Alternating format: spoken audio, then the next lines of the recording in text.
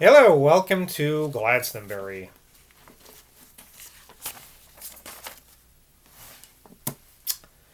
The day that had begun for Philip and Persephone, with the croonings of those pigeons and the sing-song tune of "I've made up my mind to sail away," waxed unusually hot for the last fortnight of March when it reached its noon hour. Sam and his father, having had occasion to visit a house on Hillhead, which is a street leading to the foot of Whirl Hill, happened to be making a shortcut home to their early dinner across the grassy expanse of the Abbey ruins.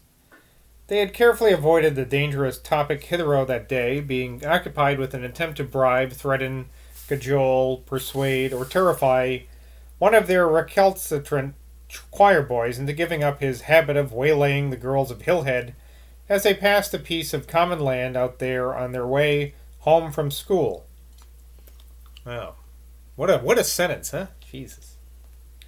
There were several ancient thorn bushes growing on this patch of wasteland, some of them the mere stumps, which Mr. Evans, in his daily ramblings about this place, had already decided were far older than the most famous one in St. John's churchyard.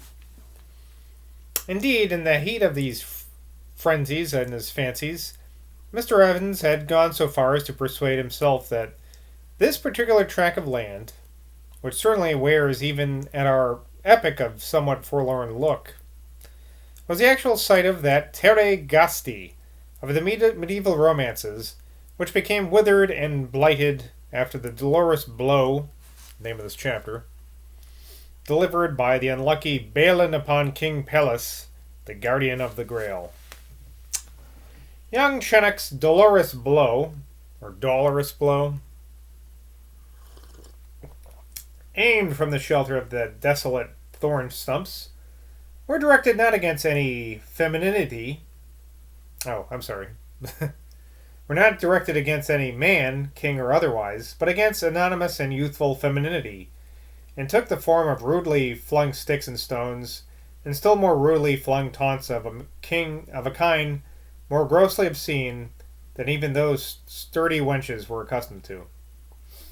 The mildest of these taunts, of which Chenock was accused, was the repetition of the phrase, shouted in the ears of several grown-up young women, as well as children.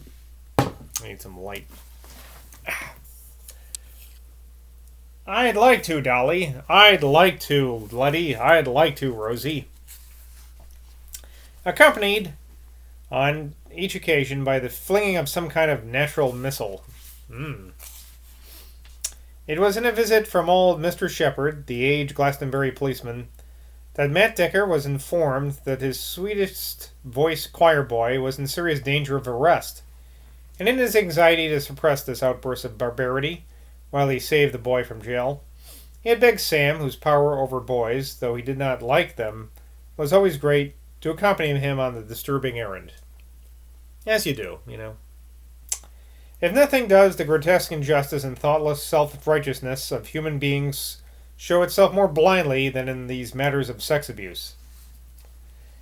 The two Deckers were certainly justified in their invasion of the retreat of this perverse thrower of sticks and stones in the carried d'Asti of Hillhead Road. But when their own dialogue touched the dangerous topic of Nell's Island, there was just the same "I'd like to Nell" at the back of their rugged skulls.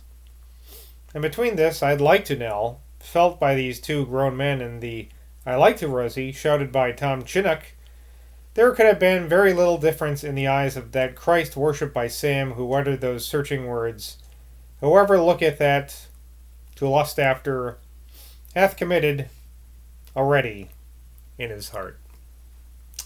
It was as they were passing the north doorway of St. Mary's ruined church that this dialogue began to take its dangerous "I'd like to" form.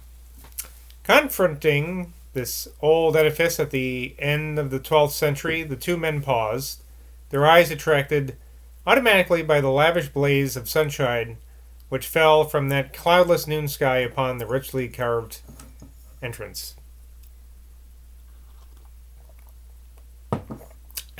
An arcade of frieze of interlacing arches cut in bold relief, alternately round and pointed as the curves intersect, and decorated with Norman zigzag ornament, is broken in the center of the doorway by a pyramidal cornice of delicate molding which covers, like a high-peaked helmet, the interior arch moldings.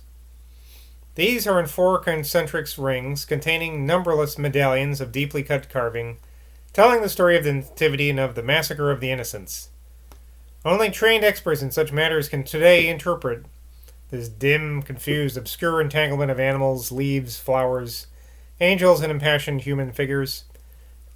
Neither of the Deckers was an expert of this kind, and to their simple naturalist eyes it was comfort enough to contemplate in that rich confusion of organic shapes a general impression of earth life that resembled some sumptuous entanglement of moss and rubble and lichen amid the twisted roots of old forest trees.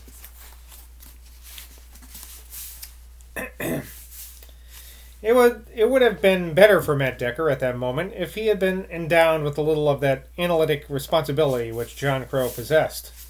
He would have known better then when he was going out in his deep, heavy, massive nature.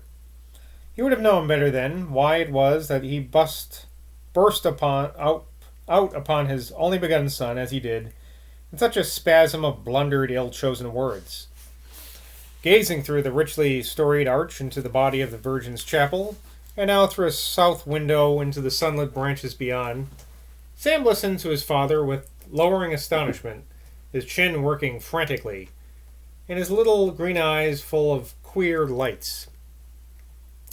In the roaring, raving, towering, crusting, cascading whirl of its huge centrifugal flames, the superhuman consciousness of this noonday sun recognized, amid the billions upon billions of other organisms that floated through its non-human awareness, his brief-lived biped enemy, the stalwart priest of Christ. The sun's awareness of any particular living creature may be for good and may be for evil, but towards these 2 men, each of whom, deep in his heart, was crying out, just like poor Tom, "I'd like to, Nell." It was certainly for evil. The sun indeed blazed down in unusual strength for a Glastonbury March day.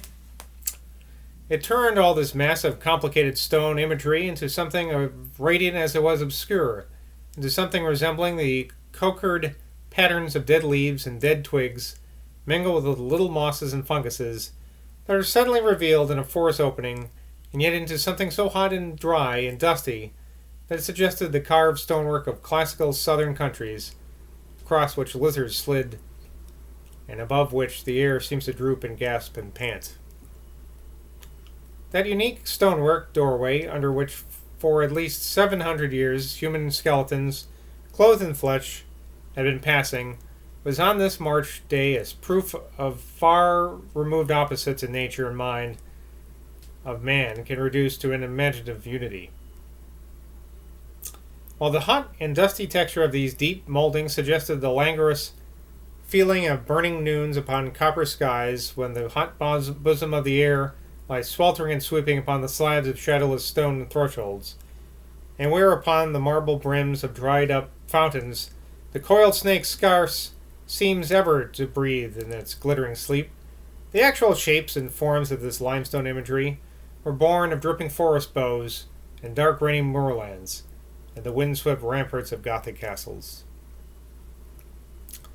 As Ham gazed now at these 4 concentric rings of convoluted sculpture, listening to his father's troubled voice, he could not be called conscious that these sun-warmed intricacies of obscure carving represented the birth of his man-god, that magical event which could thus bring together the tents of the south and the chilly ramparts of the north.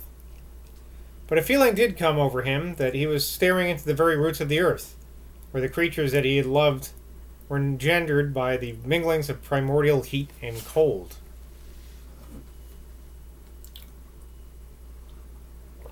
No idea what's going on. Kind of glossed over at this point, but...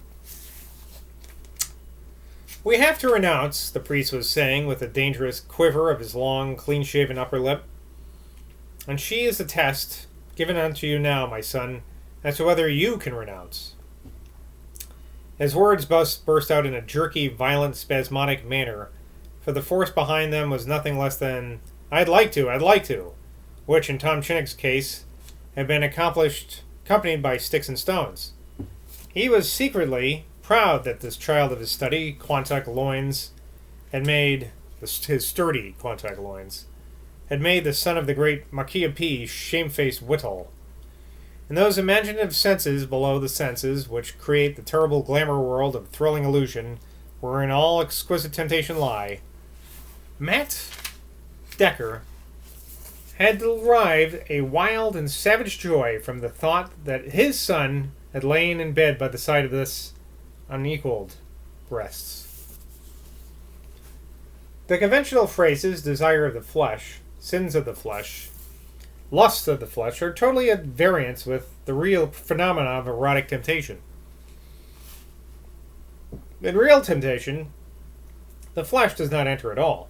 There is the generative nerve where, like a twisted serpent, the scales of the embryo lust dragon simmer and ferment. And there's the brain nerve towards which that quivering forked tongue sends out its cry of confederacy. The repercussions of both of these things are mental, spiritual, ethereal, astral, immaterial, psychic, and as utterly removed from the flesh as they are from matter. It is a thing of nerves, this brutish sting, this erotic obsession, of nerves and all of the psyche, the soul, the self.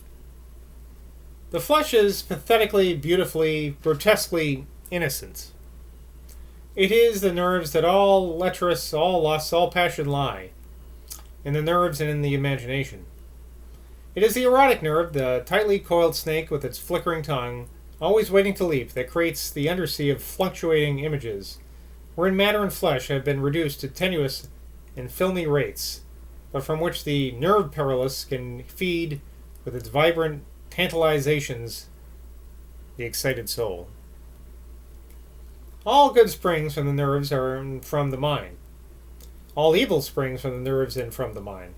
Innocent, neutral, harmless, beautiful, neither good nor evil, is the mortal flesh of men, in of breasts and of the grasses of the field. Makes you think, huh?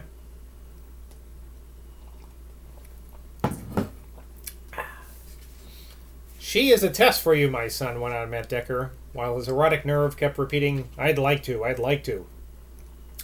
Like a rat gnawing in a hollow wall, she is the test for you. You have done what you wanted to do, but it must go on longer. Any man can give way to physical temptation once.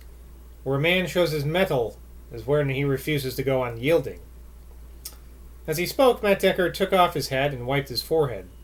This gave him superhuman enemy, the sun, his supreme opportunity, and he poured down his burning noon rays upon this bare gray head with redoubled concentration.